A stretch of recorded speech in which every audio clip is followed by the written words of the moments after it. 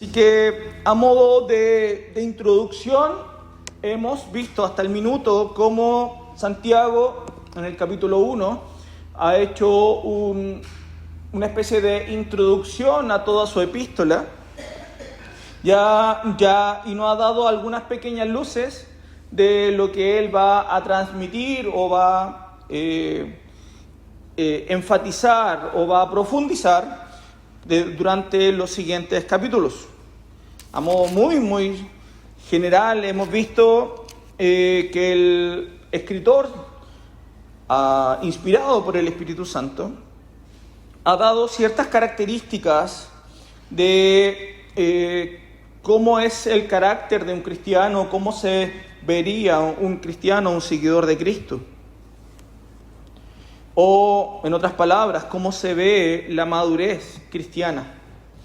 Y en el capítulo 1, Santiago nos señalaba que una de estas características es que es paciente en medio de las pruebas. Y también, avanzando, Santiago nos señala que este cristiano maduro, un cristiano tiene o practica la verdad, practica lo que dice y lo que hace. Y en ese practicar también no solo lo dice o lo verbaliza, sino que también lo lleva a la práctica en las obras, que era lo que veíamos la semana pasada y las semanas anteriores. Aquí Santiago no solo nos dice o nos desafía a que nuestro discurso puede sonar muy bonito, pero sin obras o sin acciones es algo vacío. Entonces, después, Santiago nos habla de la fe o de la fe verdadera o de la fe genuina que debe caracterizar a un cristiano. Lo veíamos ahí con varios tipos de fe, terminando en una fe verdadera o genuina. Y a medida que vamos avanzando en la epístola, hoy Santiago nos va a hablar o nos va a nosotros a desafiar a ver cómo esta madurez cristiana también tiene relación directamente con lo que decimos y también con el refrenar la lengua, y asociado a la sabiduría, donde termina el capítulo 3, recordando un poco lo que hemos venido enseñando y reflexionando.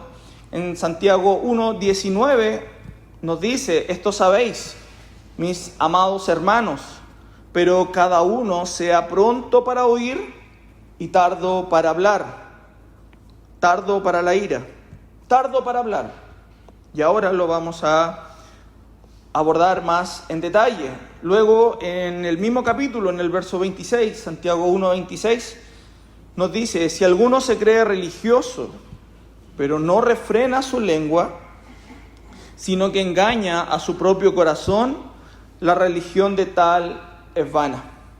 Ya Santiago, con estos dos versículos, ha venido haciendo una introducción que en algún minuto él iba a entrar más en detalle, que era el hablar sin pensar, y eso quiere decir una lengua, como él lo expresa, sin control, o en una forma negativa, como lo plantea Santiago ahí 1:26, es aquel que no refrena su lengua o que no le pone algún freno o stop o algún coto, como podrían decir algunos, a lo que dice. Así que con esa introducción vamos a ir a leer el capítulo 3 y vamos a mirar cómo, y vamos a reflexionar cómo Santiago nos advierte de este músculo que cada uno tiene, que es la lengua. Vamos ahí a Santiago capítulo 3. Vamos a leer todo el capítulo. Hermanos míos, no hagáis maestros muchos de vosotros, sabiendo que recibiréis un juicio más severo. Porque todos tropezamos de muchas maneras. Si alguno no tropieza en lo que dice, es un hombre perfecto o maduro, capaz también de refrenar todo el cuerpo. Ahora bien, si ponemos el freno en la boca de los caballos para que nos obedezcan, dirigimos también todo su cuerpo. Mirad también las naves o barcos, aunque son tan grandes e impulsadas por fuertes vientos, son, sin embargo, dirigidas mediante un timón muy pequeño, por donde la voluntad del piloto quiere o maneja. Así también, la lengua es un miembro pequeño y sin embargo se jacta de grandes cosas. Mirad, qué gran bosque se incendia con tan pequeño fuego. Y la lengua es un fuego, un mundo de iniquidad. La lengua está puesta entre nuestros miembros, la cual contamina todo el cuerpo, es encendida por el infierno e inflama el curso de nuestra vida. Porque todo género de fieras y aves, de reptiles y de animales marinos se puede domar y ha sido domado por el género humano o por el hombre. Pero ningún hombre puede domar la lengua. Es un mal turbulento y lleno de veneno mortal. Escuche esto. Con ella bendecimos a nuestro Señor y Padre, y con ella maldecimos a los hombres que han sido hechos a imagen de Dios. De la misma boca proceden bendición y maldición. Y con un tono muy pastoral, Santiago dice: hermanos míos, esto no debe ser así. ¿Acaso una fuente por la misma abertura echa agua dulce y amarga? ¿Acaso, hermanos míos, puede una higuera producir aceitunas o una vid higos? Tampoco la fuente de agua salada puede producir agua dulce. ¿Quién es sabio y entendido entre vosotros, que muestre por su buena conducta sus obras en mansedumbre de sabiduría? Pero si tenéis celos amargos y ambición personal en vuestro corazón, no seáis arrogantes y así mintáis contra la verdad. Esta sabiduría no es la que viene de lo alto, sino que es terrenal, natural y diabólica. Porque donde hay celos y ambición personal, allí hay confusión y toda cosa mala. Pero la sabiduría de lo alto es primeramente pura, después pacífica, amable, condescendiente, llena de misericordia y de buenos frutos, sin vacilación, sin hipocresía. Y la semilla cuyo fruto es la justicia se siembra en paz por aquellos que hacen la paz. ¡Wow!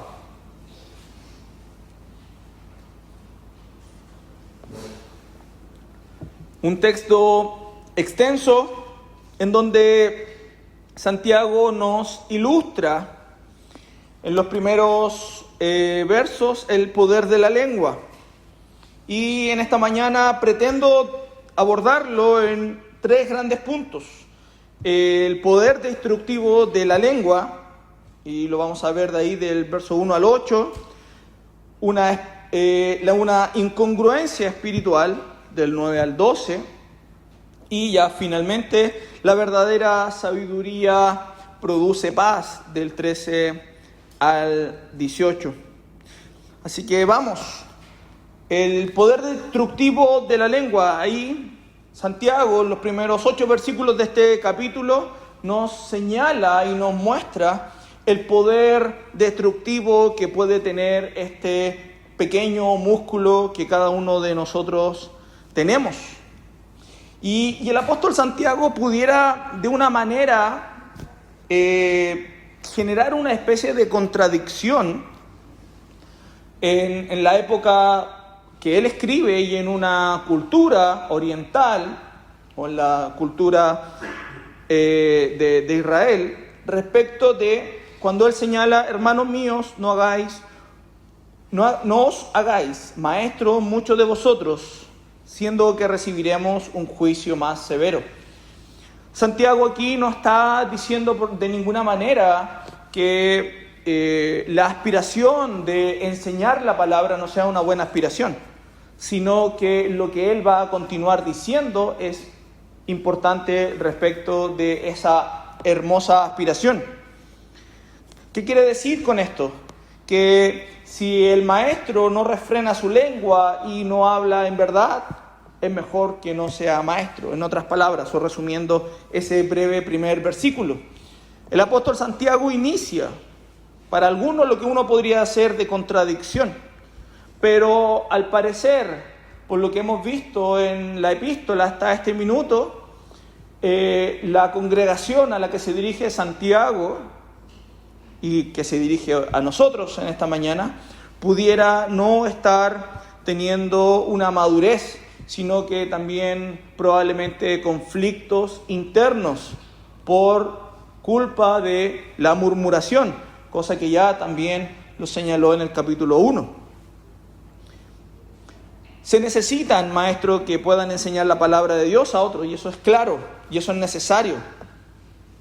Pero como también nos advierte Santiago, muchos ven el oficio de la enseñanza como una plataforma para ser admirados, para ser vistos, o para simplemente hablar sin algún contenido profundo de edificación.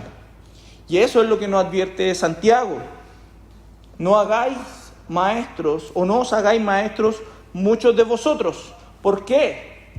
Porque el que es maestro recibirá un juicio más severo. Tiene responsabilidad, como hablábamos hace un rato, ante el trono del Señor, quien ha sido maestro, quien es maestro de la palabra o enseña a otros. Va a recibir un juicio por el oficio, por el acto de enseñar a otros. Pero aquí, mis hermanos, no solo Santiago pudiera decir, bueno, o cada uno de nosotros, o usted que está ahí escuchándome diría, entonces como yo no hago clases de escuela dominical, como yo no predico, ni el domingo, ni el martes, o los jueves, o yo no enseño los jueves en los estudios bíblicos, me salvé, entre comillas, de este juicio. Y sabemos que eso no es así. A cada uno de nosotros se nos ha llamado a ser sacerdotes de nuestros hogares, a transmitir la palabra, a enseñarla. Por ende, todos debiéramos estar enseñando a otros, discipulando a otros. Así que el apóstol nos advierte que aquellos que enseñan tienen una responsabilidad adicional al momento del juicio final. Y por eso es tan relevante y es tan importante ese temor reverente de aquel que enseña la palabra. No debe haber orgullo para ello. Y aquí Santiago nos hace esa advertencia. Por lo tanto, la enseñanza de la palabra de Dios, no importando la plataforma que uno utilice como esta, la que vemos en esta mañana, trae sin duda un privilegio, porque es servir al Señor, servir a la comunidad de fe, servir a otros. Sin duda que es un privilegio, pero también es una tremenda responsabilidad a quien desarrolla el oficio. Requiere de una responsabilidad, de temor reverente, como ya he mencionado. El maestro y quien tenga la aspiración de hacerlo debe crecer, hermanos, hermanas, tanto en el conocimiento de la palabra, y como también lo ha dicho Santiago en innumerables veces hasta este capítulo número 3, en una vida práctica en ella. Sin esto, sin una vida de conocimiento o crecer en la palabra y en una vida práctica, esto lamentablemente se llama hipocresía. Decimos creer algo, pero vivimos divorciados de esa creencia. Y eso es hipocresía. No hay otro nombre que se le puede decir. Entonces, el maestro debe vivir en eso. Sin duda, ya habíamos dicho que nadie, y lo hemos dicho innumerables ocasiones, nadie puede cumplir a cabalidad la palabra, pero sin duda, cada uno de nosotros debe perseverar en ello. Hay que recalcar que el autor no exige perfección. La Escritura lo dice en varios lugares, puesto que nadie lo puede realizar. Así que Santiago nos incluye a todos. En el verso número 2, si lo podemos ver, dice, porque todos tropezamos de muchas maneras. Si alguno no tropieza en lo que dice, es un hombre o una mujer maduro, perfecto, capaz de refrenar todo su cuerpo. Santiago nos está dando una luz respecto de aquel que se puede ver el fruto del Espíritu. Y uno de los frutos del Espíritu que sin duda Santiago aquí no lo menciona literalmente en su texto, pero lo podemos ir a buscar a las cartas de Pablo, es el dominio propio. Lo que está diciendo aquí Santiago es eso. Es un hombre perfecto, capaz de refrenar todo su cuerpo, o una mujer perfecta o madura. Una mujer, un hombre que tiene dominio propio de lo que dice y de lo que hace, y refrena su lengua. Entonces, Santiago nos dice que todos tropezamos de muchas maneras. Y en los versos 3 y 4, Santiago nos hace dos ilustraciones, cómo se puede manejar un caballo o una nave o un barco. Recordemos que en esa época los barcos, o más bien botes, no eran propulsados por carbón u otras cosas, sino que principalmente a través del viento. Lo que está haciendo aquí énfasis es que ¿qué es lo que maneja al caballo y al barco? Es un instrumento pequeño que lo dirige hacia un propósito, hacia un lugar, hacia un objetivo.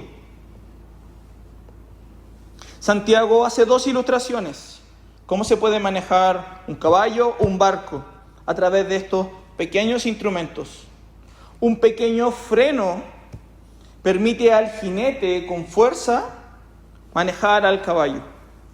Y el pequeño timón puede dirigir un enorme barco. En otras palabras, Santiago nos está invitando a tener cuidado con nuestros comentarios y también a evitar discusiones. La lengua, como dice la Escritura, es un pequeño miembro de nuestro cuerpo que nos puede traer complicaciones futuras. Y por sobre todo, hermanos, en esta mañana quiero enfatizar esto, sobre todo dañar a otros. Muchas veces, en el calor de las discusiones, hemos dañado a seres cercanos, seres queridos, por no refrenar nuestra lengua, por no mantener nuestro dominio propio. Y eso es así. Romanos 7 nos dice, del 19 al 25, pues no hago el bien que deseo, sino el mal que no quiero. Eso practico. Y si lo que no quiero hacer, eso hago, ya no soy el que lo hace, sino el pecado que habita en mí.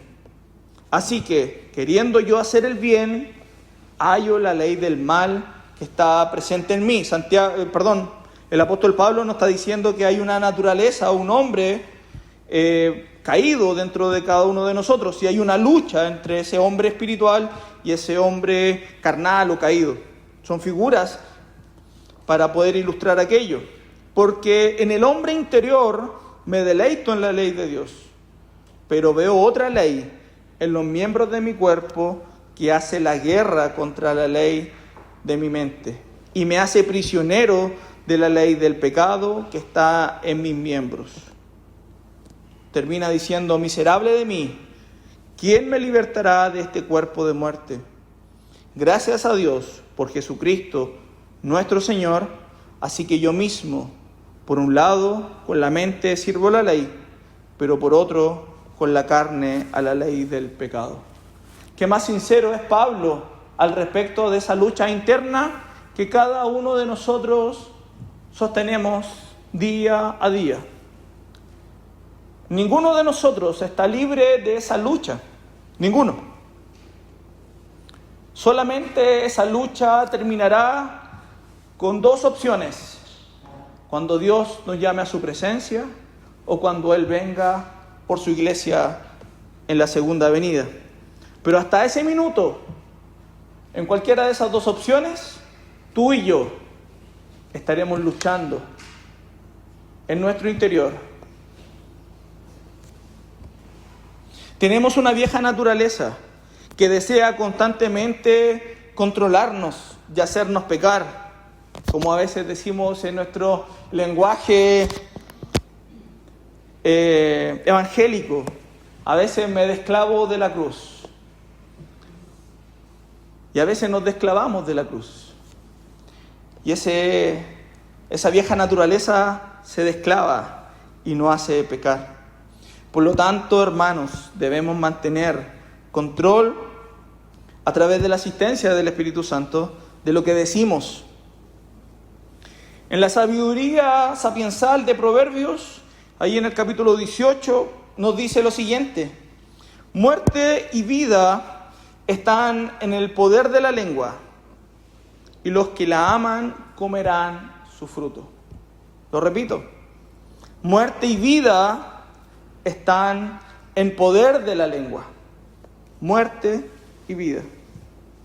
Y los que la aman comerán su fruto. Ahí el autor de Proverbios nos está diciendo que desde una misma fuente emana muerte y vida. Y comeremos de ese fruto, hermanos. Tú y yo, cada vez que hemos dicho algo que ha sido dañado, comeremos de ese fruto. Tendremos que restaurar relaciones. Tendremos que pedir perdón muchas veces. Pero sin duda también, desde esa misma fuente sale vida. Podemos bendecir a otros. Podemos dar acciones de amor.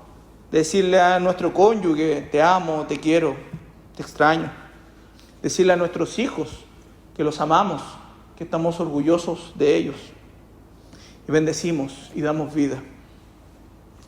Sin duda, hay un gran poder en la lengua, hermanos, que no debemos ignorar. Y Dios nos ayuda en esta mañana a poder hablar vida y no muerte. El salmista David dice así en el Salmo 141, versos 3 y 4: Señor, pon guarda en mi boca y vigila la puerta de mis labios. No dejes que mi corazón se incline a nada malo, para practicar obras impías con los hombres que hacen iniquidad, y no me dejes comer de sus manjares. ¿Cuántas veces hemos orado o rogado al Señor como David?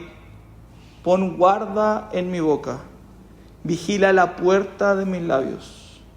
Y aquí David nos da la fuente real de donde salen y donde proferimos o verbalizamos las cosas. No dejes que mi corazón se incline a nada malo. La lengua es un mero instrumento de nuestro corazón. La lengua es por decirlo, la carretera o la autopista que dice lo que hay en nuestro corazón. en sí misma no es mala, sino que lo que está diciendo es lo que hay dentro de nuestros corazones. Cuando no controlamos nuestra boca, utilizando la ilustración de Santiago, somos como caballos o animales desbocados. Usted lo ha visto en el campo, que corren sin objetivo. ¿Cómo corren esos tipos de caballos? Como dicen los futbolistas, corre como caballo loco. ¿Por qué? Porque no tiene ningún propósito, ni un objetivo. Es así cuando no controlamos nuestra lengua. La lengua tiene el poder de dirigir a otros a la verdad. Y recordemos a Pedro. Pedro, ese mismo Pedro, que primero negó a Jesús 3 veces e incluso profirió maldiciones. Ese mismo Pedro fue el que en el Pentecostés predicó con el poder del Espíritu Santo, y a través de esa predicación miles fueron a los pies del Señor. Esa misma dualidad que hay en Pedro, mis hermanos, esa misma dualidad está en ti y en mí. Esa misma dualidad.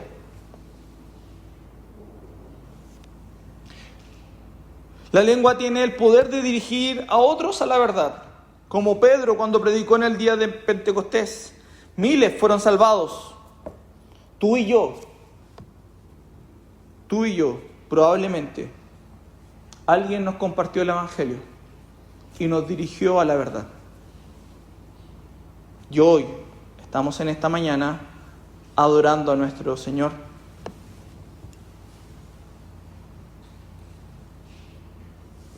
Y es por eso que Santiago es una carta práctica.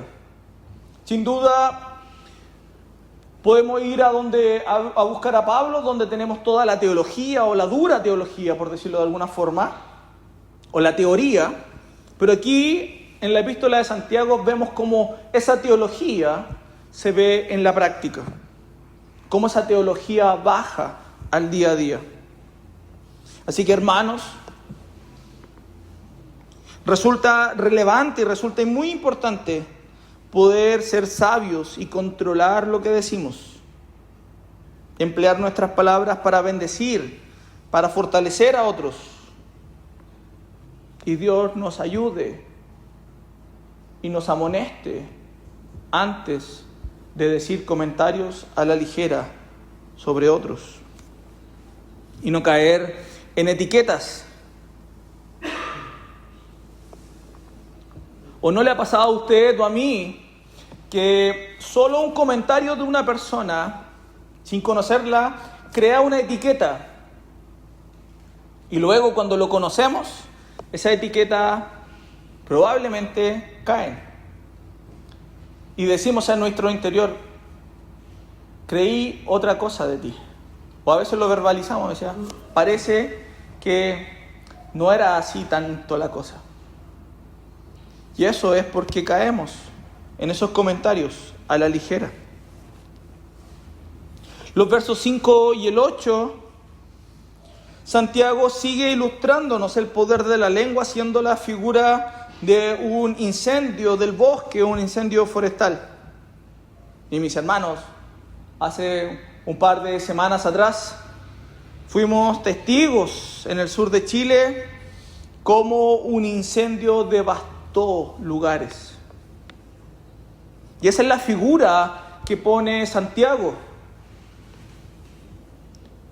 que nuestra lengua puede ser esa pequeña chispa que puede devorar un bosque. Una palabra, una frase puede encender. Y hemos sido testigos, tú y yo, hermano, en discusiones con distintos tipos de personas. Una frase, una palabra ha encendido la ira de la discusión. Y todo el objetivo de la discusión se fue al tacho de la basura. Y herimos o fuimos heridos. Fuimos testigos de un incendio hace semanas atrás. La Biblia nos dice que la lengua tiene el poder de hacer algo similar. Y esta es una advertencia seria que nos hace Santiago en esta mañana a cada uno de nosotros. Proverbios 26 nos dice: por la falta de leña se apaga el fuego. Y escucha esto: y donde no hay chismoso, se calma la contienda. Como carbón para las brasas y la leña para el fuego, así es el hombre rencilloso para encender contiendas. Por falta de leña se apaga el fuego. Y lo compara: donde no hay chismoso, se calma la contienda. Como carbón para las brasas y leña para el fuego, así es el hombre rencilloso para encender contiendas. La murmuración genera contiendas entre nosotros, hermanos. Genera conflictos, genera confusión. Cada uno de nosotros hemos tenido días en nuestros trabajos, incluso en nuestra familia, donde literalmente estamos ardiendo por dentro. Y cuando hemos abierto nuestra boca o hemos disparado literalmente, quedan muchos heridos en el camino. Muchas veces, cuando ardemos de ira, muchas de esas veces, nuestro orgullo, nuestro ego, ha sido el afectado. Y hablamos desde la herida. Cuando tu ego, tu orgullo han sido afectados, es ahí cuando respondemos. Y nos hemos visto ahí, hermanos. Tú y yo hemos estado ahí. Tú y yo hemos estado en ese fragor de esa discusión. Solo por un gran objetivo: tener la razón.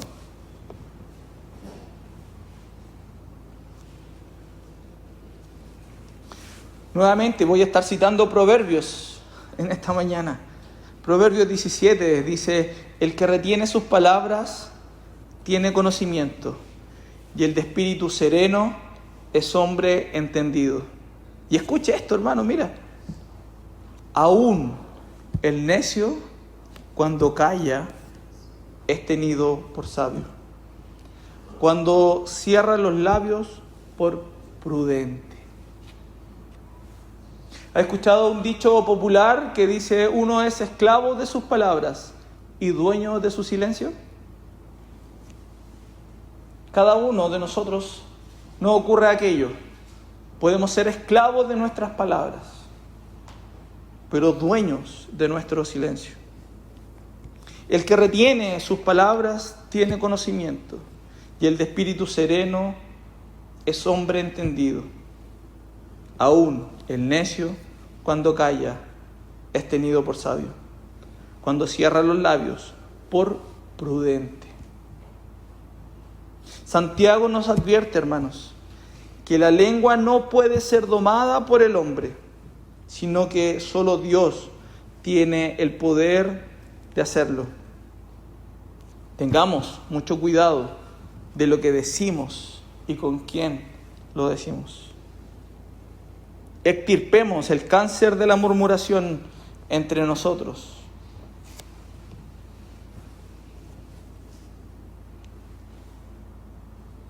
Y tampoco no caigamos en etiquetas por situaciones pasadas. Usted y yo, hermano mío, nos hemos equivocado en el pasado y le aseguro que nos vamos a equivocar en el futuro. Dios quiera y Dios nos ayude que nos equivoquemos menos. Y quiero terminar este punto con lo que ya estaba adelantando. La boca o la lengua habla de la abundancia ¿de qué? De lo que hay en nuestro corazón. De la abundancia del corazón habla la boca. Y mi hermano, en esta mañana nos debemos preguntar, tú y yo, ¿de qué está lleno nuestro corazón? Debemos preguntarnos también, ¿de qué lo estamos llenando? Y de eso va a hablar nuestro corazón, de eso va a ser lo que vamos a decir con nuestra boca. Y es por eso que es interesante, y eso es una conexión para nuestro segundo punto, la incongruencia espiritual. Hemos visto hasta este minuto, estos 8 versículos, que el poder de la lengua. Pero ahora Santiago nos viene a decir esta incongruencia o esta dualidad que puede verse en cada uno de nosotros. Con ella, la lengua, bendecimos a nuestro Señor y Padre, y con ella maldecimos a hombres que han sido hechos a imagen de Dios. De la misma boca proceden bendición y maldición. Hermanos míos, esto no debe ser así. ¿Acaso una fuente por la misma abertura echa agua dulce y amarga? ¿Acaso, hermanos míos, puede una higuera producir aceitunas o una vid higos? Tampoco la fuente de agua salada puede producir agua dulce. Hemos visto el poder de la lengua, pero aquí Santiago nos confronta a cada uno de nosotros respecto de esta misma fuente. No pueden salir palabras de bendición y palabras de maldad. Vemos esa dualidad. Y Santiago nos está invitando a no vivir esa dualidad. No ser una fuente de dos aguas. Santiago da una ilustración a sus oyentes sobre una fuente. Y aquí debemos viajar en el tiempo, a la época de Jesús o a la época de cuando se escribe la epístola. Y esta fuente de agua para los receptores de la epístola era algo muy importante. Porque tener agua fresca y agua potable en la época de Jesús era algo, o en la época de Santiago, era algo primordial para la subsistencia humana. Hoy nosotros, tú y yo, abrimos la llave en nuestras cocinas o en nuestros baños y tenemos agua. Pero estos hermanos tenían que caminar kilómetros muchas veces para tener agua, para cocinar, para lavar, para su sobrevivencia. Y es por eso que esta ilustración para ellos es tan patente. Una fuente de agua fresca no solo era necesario en aquellos tiempos, sino que era una bendición. Una ciudad no se podía construir sin tener suministro de agua. El agua es necesaria para el ser humano, para su sobrevivencia. Entonces lo que nos está diciendo Santiago es que el agua da vida, al igual que nuestras palabras, siempre y cuando estén en control. Si no, traerá destrucción y muerte. Y mis hermanos, si uno va más atrás al Antiguo Testamento, el agua era utilizada como un símbolo de purificación. En el tabernáculo, en el templo, el sacerdote se tenía que limpiar sus manos y limpiar sus pies antes de ingresar, como una forma simbólica de purificarse, de santificarse. Entonces, si llevamos esta figura o esta ilustración, es la palabra de Dios la que hoy realiza esa función.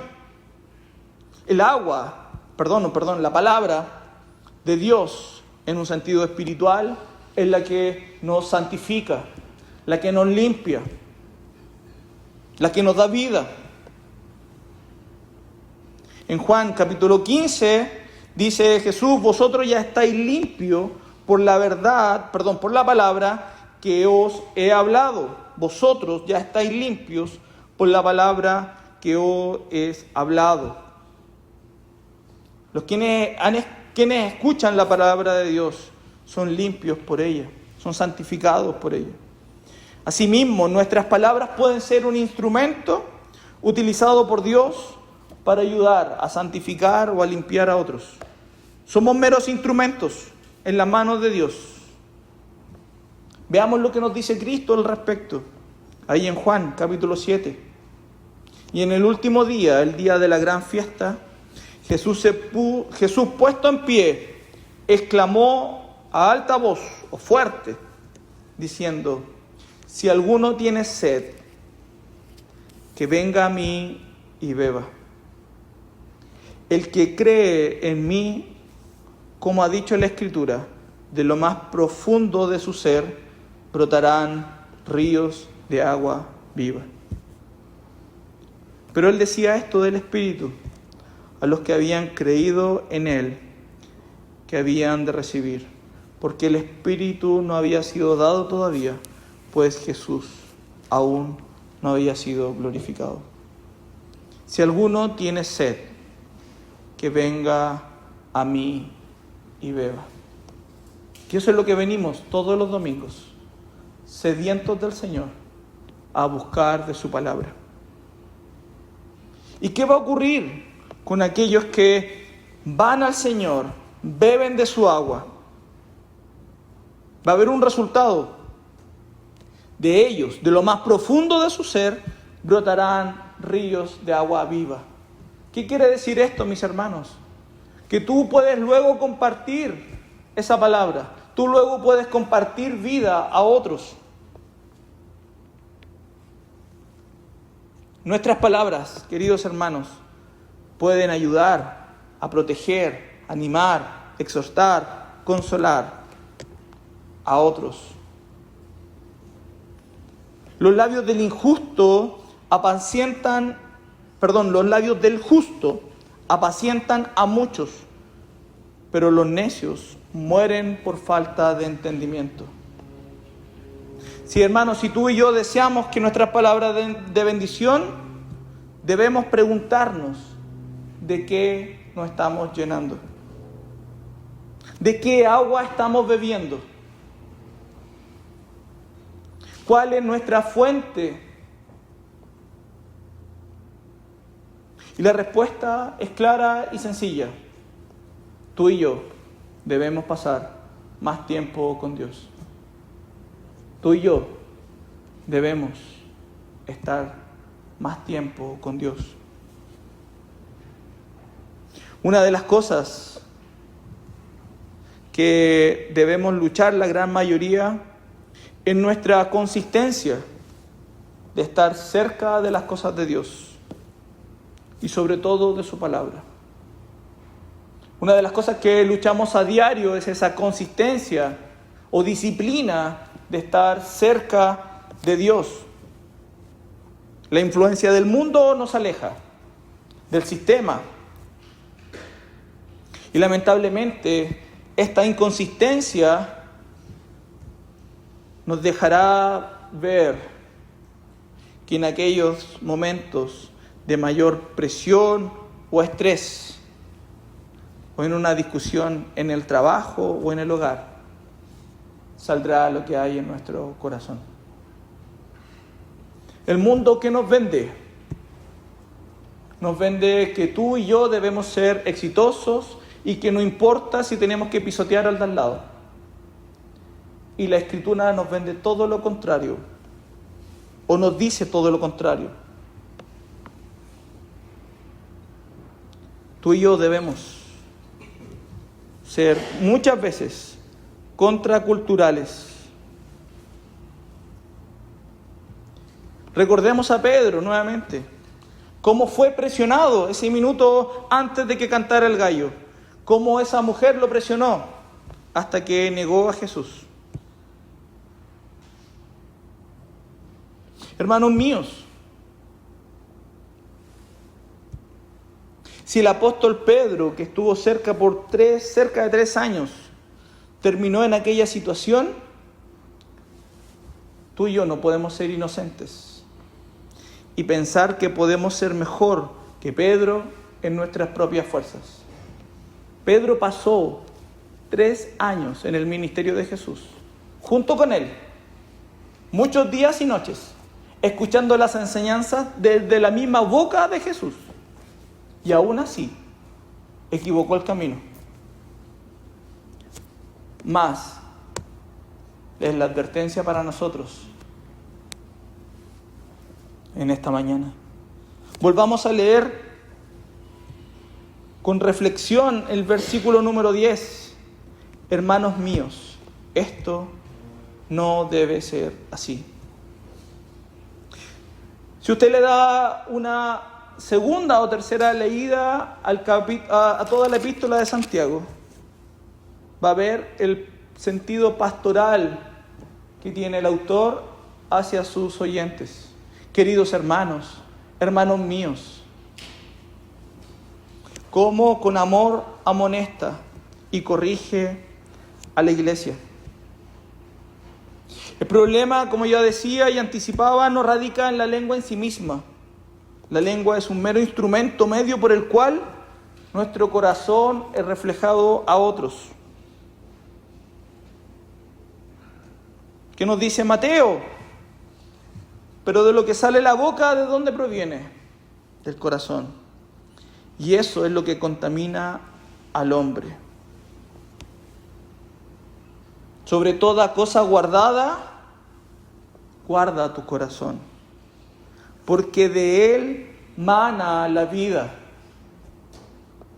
Hermanos míos, en esta mañana no dejemos que esa ira o esa lengua nos controle. Roguemos al Señor que nos use para bendición para los que nos rodean. Pasemos tiempo con el Señor para poder llenarnos de Él y que esa sea nuestra fuente de vida. Ya terminando, Santiago nos va a hacer en los últimos versos, va a mostrar la sabiduría. Y dice que la sabiduría o la verdadera sabiduría produce paz. Santiago siempre ha venido comparando la fe verdadera o la fe genuina con 2 tipos de fe. Y ahora en estos versículos Santiago nos va a mostrar la sabiduría terrenal y la sabiduría de lo alto.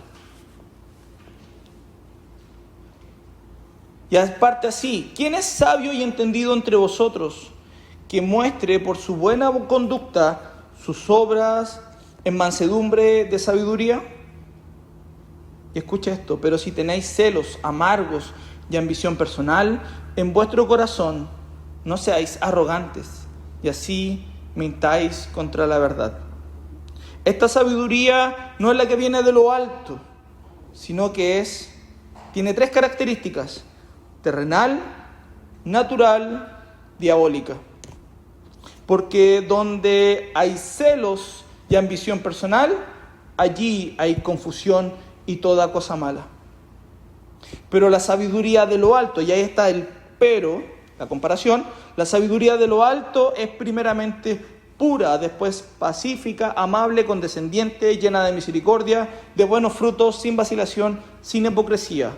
Y la semilla cuyo fruto es la justicia se siembra en paz por aquellos que hacen la paz. ¿Se recuerda de algo que estos últimos versículos plantea Santiago? El fruto del Espíritu. Terminando ya este capítulo, Santiago, luego de hablar o luego de mencionarnos el tema de la lengua, nos va a señalar o nos va a mostrar cómo se ve esta sabiduría. Ha ido en una progresión. Ya no es hablar por hablar, sino que se debe tener un conocimiento. Y aquí hay que hacer la diferencia entre tener un conocimiento intelectual y una sabiduría del cielo o de lo alto. Al igual como lo mencionó en el capítulo 2, respecto de la fe sin obras, aquí nos presenta una relación entre la sabiduría y las obras en mansedumbre. Dice, ¿quién es sabio y entendido entre vosotros? Pregunta. Que muestre, que presente su buena conducta, sus obras en mansedumbre de sabiduría. Está confrontando a sus oyentes, porque probablemente en un tono orgulloso muchos de ellos creían ser sabios. Entonces Santiago los confronta y le dice, bueno, si tú eres sabio, te crees sabio, muéstrame tus obras de mansedumbre. Lo mismo que nos hacía la pregunta en sermones anteriores. ¿Tienes fe? Muéstrame tus obras. Ahora la pregunta cambia un poco el tono y cambia de dirección. ¿Tienes sabiduría o crees tener sabiduría? Bueno, muéstrame tus obras de sabiduría. Y es así. Hay una parte intelectual, como decíamos, una parte que afecta al corazón, pero luego llega a la acción o a las obras. Al igual como en el capítulo 2, respecto de la fe sin obras, ahora nos presenta esta relación. Y el autor ya nos señaló, mis hermanos, que si necesitábamos sabiduría, ¿a quién debíamos solicitarla? A Dios. Santiago 1:5. Pero si alguno de vosotros se ve falto de sabiduría, que la pida a Dios, el cual da a todos abundantemente y sin reproche, y le será dada. Así es a Dios, y es Dios donde tiene la fuente de sabiduría. Esa es nuestra fuente de sabiduría. Y Santiago lo refleja así: Dios está en el cielo. Algunos dirían arriba, en lo alto. Por ello es de donde proviene esta sabiduría, de lo alto, del trono, directamente del trono de la gracia. Y en el mismo capítulo 1, verso 17, Santiago nos dice: toda buena dádiva y don perfecto, ¿de dónde viene? De lo alto. Desciende del Padre de las luces, con el cual no hay cambio ni sombra de variación. Toda buena dádiva y don perfecto viene de lo alto. Hermanos míos, la sabiduría o el conocimiento terrenal no es perfecto ni es bueno. Y así lo dice Santiago claramente. Toda buena dádiva y don perfecto viene de lo alto. Pero aquí Santiago nos frena y nos dice, a ver, veamos, si hay celos, si hay ambición en nuestro corazón, si hay orgullo, como dice la Escritura, arrogancia, esto no es sabiduría que proviene desde el cielo, sino una terrenal, y ahí él lo separa en tres. Una sabiduría terrenal de acá, de este mundo, natural, que viene del hombre, y una diabólica que viene directamente de Satanás. Es decir, el mundo y de Satanás. Y aquí hay un contraste que nos muestra Santiago entre la sabiduría terrenal y la sabiduría de lo alto, que podemos poner acá en una columna. La sabiduría terrenal, ¿qué nos dice Santiago? Hay celos amargos, hay ambición personal, hay arrogancia, confusión, toda cosa mala, hay hipocresía y hay rivalidad. Eso es lo que nos dice Santiago en estos versos. Pero también nos dice que la sabiduría de lo alto, por este otro lado, es pura, pacífica, amable, condescendiente o razonable, llena de misericordia, buenos frutos y verdadera. Ese es el contraste entre ambas. Y nos dice claramente cuál es el resultado de cada una. El resultado de la sabiduría terrenal que trae confusión y toda cosa mala. Y el resultado, de la sabiduría de lo alto, ¿qué va a traer? Paz y justicia. Dos cosas totalmente opuestas entre sí. Mis hermanos, el que piensa o habla bien no es sabio en el sentido de las Escrituras, sino vive y actúa bien. Y eso es lo que nos está diciendo Santiago y nos ha dicho hasta este capítulo número 3. Hay una de las características de una fe madura es alguien que es paciente, alguien que obedece al Señor, alguien que, como decía Mauricio en uno de los sermones, no tiene favoritos, alguien que no solo su fe se queda en una expresión intelectual, o como decíamos, o se queda en la emoción, sino que tiene un tercer componente, que esa fe se lleva a la acción. Ahora, Santiago nos dice que esa fe madura, o esas características de una fe madura o de un cristiano maduro, se va a ver en aquella sabiduría que proviene de lo alto. Y esa sabiduría nosotros debemos solicitarla a Dios, debemos pedírsela a Dios.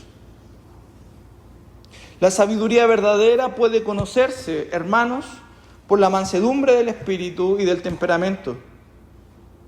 Los que viven en maldad, envidia y contención, viven en confusión. ¿Por qué? Porque siempre hay un delirio de persecución. Ustedes y yo hemos conocido a esas personas, que siempre hay alguien que les quiere hacer algo. Que siempre hay alguien. No, es que me tengo que cuidar. No, es que esto otro. Pero aquel que tiene la sabiduría de lo alto, que es un cristiano maduro, vive en paz, porque sabe quién lo sostiene.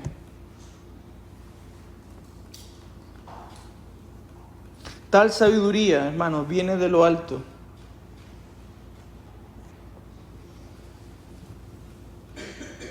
Y no viene de motivos terrenales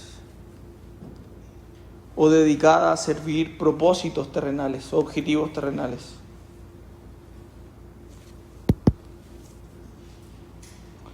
La semilla cuyo fruto es la justicia y se siembra en paz por aquellos que hacen la paz. Mis hermanos, ya finalizando, hemos visto cómo Santiago nos dice el poder de la lengua. Y veamos juntos cuáles son las características de aquel hombre o cómo luce un hombre así. El mejor ejemplo o modelo que podemos tener es nuestro Señor Jesús. Muchas veces Él cayó. Muchas veces también abrió su boca para bendecir a otros. Él caminó en rectitud. Y también, mis hermanos, uno podría decir, no, es que Jesús no necesitaba de orar o no necesitaba de estar cerca del Padre. La Escritura nos dice eso, que Él se retiraba para tener comunión con el Padre. Ahí vemos y observamos claramente cómo Jesús, la segunda persona de la Trinidad, requería de pasar tiempo con el Padre. Hermano, hermana, tú y yo, más aún, necesitamos pasar tiempo con nuestro Señor. Tú y yo No seamos inocentes y pensemos que con nuestras propias fuerzas lo podemos realizar. Veamos el ejemplo de Jesús, que Él, en humildad, se acercaba a su Padre y tenía comunión con Él.